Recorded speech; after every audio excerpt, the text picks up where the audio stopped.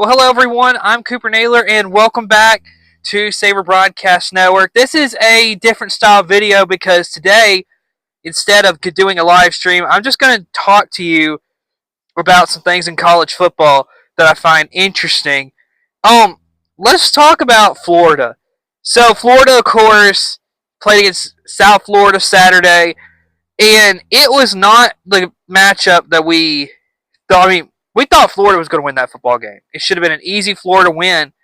However, it ended up being a very different outcome as South Florida walks into the swamp and gets the win. So let's talk about this. Because what is the problem with Florida? I mean, they play at home, they get beat. Let's look at some of the stats. So South Florida's quarterback Byram Brown, 23 of 36 for 263 and a touchdown. He had a 74.5 QBR. You're talking about a guy who's very mobile, and talking about that, he had 17 carries for 66 yards Saturday. I mean, he is the bread and butter that runs this South Florida team. I mean, he is incredible. And when you look at the receivers, it's very even in how he distributed the football. Keyshawn Singleton, two catches, 75 yards, one touchdown. Alvin Isaac, 4 for 49. Mediah Rubin, 5 for 44. Christian Neptune, 5 for 39. Chas Nimrod, 3 for 24. So, I mean, Byron Brown was able to really move the football around the field and make it where it wasn't just one or two guys getting the ball. He spreads the football all around the field. And I mean, 23 of 36 for a guy who's really not known as a passing quarterback. I mean, Byron Brown did a good job in this football game. And I mean, you want to look at some of this defense. Mac Harris, 10 total tackles, four solos. He had a sack. He had a tackle for loss in this game. So I mean, South Florida, they played a good football game. It was a close 2-point win. And then you look at Lagway, 23 of 33, 222, a touchdown and one interception. Jaden Baugh, 18 carries, 93 yards. And really, I think the thing what it comes down to is Florida just didn't really execute the way they should have. Of course, Nico Gramatica for USF kicked the game-winning field goal.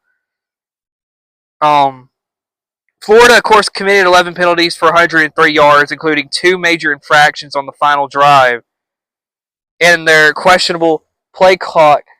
So where does Florida go from here? Because I think that's the question we're all wondering. Well, here's the thing. I don't know.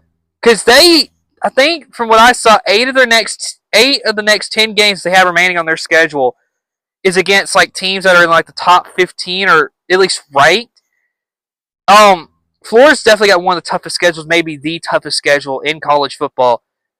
And losing to South Florida it's not a good look.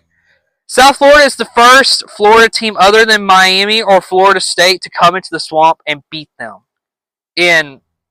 I want to say they said since like the 50s or the 60s. It's not a good look. And the question becomes, is this the end of Billy Napier?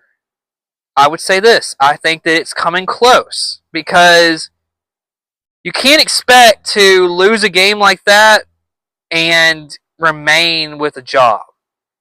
So I wouldn't be shocked at all if you see Billy Napier out the door at some point in the season. However, in my personal opinion, firing a guy after 2 games is just ridiculous. I would wait till probably somewhere middle of the season, if you are going to fire a guy, because I personally do not like firing a coach in the middle of a season just because it messes up the rhythm of the team. And I know sometimes it's changed where the team actually plays better. But personally speaking, I don't like the look of, oh, well, the guy's fired now. We can go out and play a lot better now. Because you still got that same staff that the guy put together. So, personally speaking, I don't like firing a guy in the middle of the season. Because just like I said, it throws off everything within a team. So, it'll be interesting to see what Florida does for the remainder of this season. Of course, what could end up happening, they lose to South Florida and then they come back. Cause this week they got LSU and they'll probably beat LSU. So we'll see what happens. And then another topic I want to get into today, SMU. SMU, folks, they lose to Baylor in second overtime. Now, this game was crazy. I believe SMU had the lead. If I look I believe at the beginning of the fourth quarter, SMU led in this game. SMU led, and I'll be honest. I think this helps prove to me, and I know you can't compare two seasons, but SMU showed in the playoff game they weren't a team that should have been in the college football playoff, and I think they just threw their chances out the door. SMU is not that good of a team, and they pretty much had the same. From what I understand, they pretty much had the same team as what they had last year. So if you look at the box score, Baylor, Sawyer Robertson, 34 of 50, 440 yards, 4 touchdowns on the day, no interceptions, a 91.8 QBR.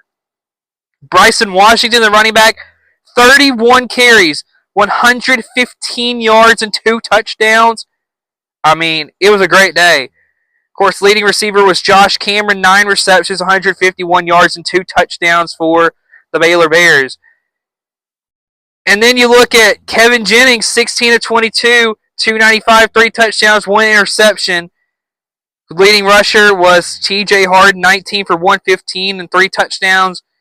And of course, receiving-wise, Romello Brinson, 4 for 126 and 2 touchdowns. So it was a high-scoring game. Very offensive-minded game. But here's the thing. Was SMU overrated? Yes. And I'll tell you another team here in a minute whenever I get done talking about this game, is that SMU was very much overrated. And to me, I mean, you just look at this. Baylor, the previous week, had gotten beat to Auburn at home. And, I mean, they looked okay, but not great. And Auburn's defense is not incredible. And so, for SMU to allow Baylor to come in there and beat them like they did, it's like an overtime. For one, I think these teams are very closely matched. But also, these teams aren't really that good, if we're being honest. So, I mean, you just look at everything. Baylor they played a better game. Clear and simple. Alright, let's finish up with one last game. Arizona State and Mississippi State. And man, oh man, we have to talk about the miracle in Starkville. That touchdown pass at the end of the game. I mean, Blake Shapen to Brennan Thompson. I mean, what a play. And here's the question I get from that game. How is Brennan Thompson wide open on that final play? You know what they're going to do. You know exactly what Mississippi State's going to do. How do you leave Brennan Thompson wide open? I don't understand. I'm never going to understand. It was a crazy play, and Mississippi State gets all the credit here. I mean, they played a great football game. They were up 17-0 at halftime, or 17-3, I believe, at halftime. And Arizona State would score, after being down 17-0, Arizona State would score 20 unanswered. And then, of course, Mississippi State got the touchdown. But what about the guy that everybody talked about was, was like, oh, this guy from Arizona State, he's going to be the Heisman. Sam Leavitt, 10 of 22, 82 yards passing, 1 touchdown, 2 interceptions.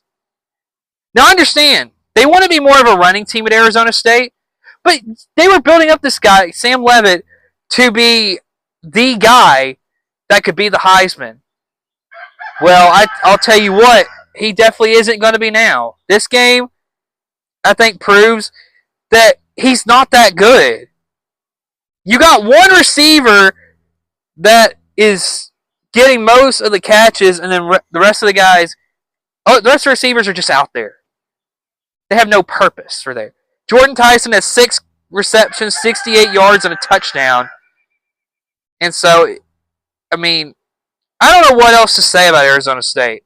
The AP was looking at last year and being like, oh my goodness, look what they did. They got to the playoff. Look how they played against Texas. Well, folks, they didn't watch that game, did they? Did you watch that game?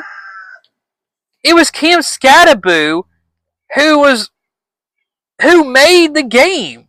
He's the one who kept the game close for Arizona State. I mean, he's the one that after a point, because I remember he was like not feeling great, but he powered through, and he's like, okay, I'm going to put the team on my back, and I'm going to bring them, get them close in this game. So it was all Cam Scattaboo. This was not Arizona State. Like, as a team, it was good. Cam Scattaboo was the one who kept them in the game. So Arizona State, SMU, Florida. I mean, I'll say this. Florida was the one I thought was going to be good. Maybe I was a little high on them. However, it is early in the season. This video may be like an overreaction video, but we'll just have to wait and see what happens. So, with all that being said, we do have an announcement for our next week for our next game broadcast, which will be Friday night. And so we will be taking a trip to the Big 12, as we'll bring you Kansas State and Arizona, which will be 8 o'clock Central Time on Saber Broadcast Network.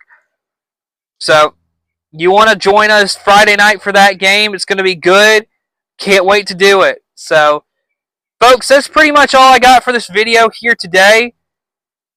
And we'll be back Friday night with our game broadcast, so we will see you then.